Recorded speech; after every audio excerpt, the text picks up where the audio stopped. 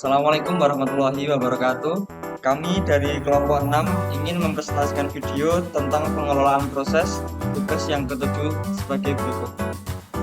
Pertama, pembahasan status proses dengan cara masuk ke super user dengan mengetikkan SU dan masukkan passwordnya. Setelah masuk ke super user, ketik PS untuk melihat status proses. Selanjutnya, ketik PS spasi U untuk melihat status proses baik forward maupun backward secara lengkap pada user aktif. Lalu membuat proses pada user yang lain dengan skenario TTY3. Caranya, ketik Ctrl Alt F3. Selanjutnya, ketik PS min U dengan username Debian untuk melihat status proses user.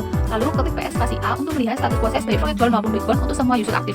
Dan yang terakhir, ketik PS spasi min A untuk melihat status proses yang aktif di forward untuk semua user. Kedua, yaitu pembahasan memanipulasi home directory. Selanjutnya, ketik yes, klik enter dan akhiri looping dengan Ctrl C. Lalu membuat proses forward looping dengan mengetikkan yes spasi lebih dari spasi /dev /null spasi dan.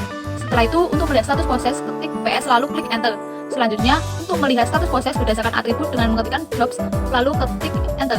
Dan yang terakhir, memberikan sinyal untuk menghentikan suatu proses berdasarkan PID dengan mengetikkan kill dan isikan PID pada username yang tadi.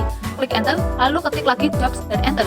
Ketiga, yaitu pembahasan parent and child. Yang pertama, ketik PS spasi min EH untuk menampilkan semua proses baik yang aktif maupun tidak secara hierarki.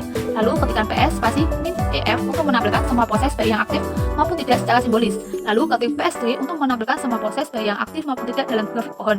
Yang terakhir, ketik PS3 spasi min P untuk menampilkan semua proses. Keempat, yaitu pembahasan monitoring proses, yaitu ketik TOP untuk melakukan monitoring semua proses dengan TOP. Kemudian ketik TTY dan enter. Selanjutnya, klik yes lalu enter. Selanjutnya, untuk memanipulasi prioritas suatu PID dengan nice dengan tekan L untuk memasukkan nilai PID dan masukkan nilai nice.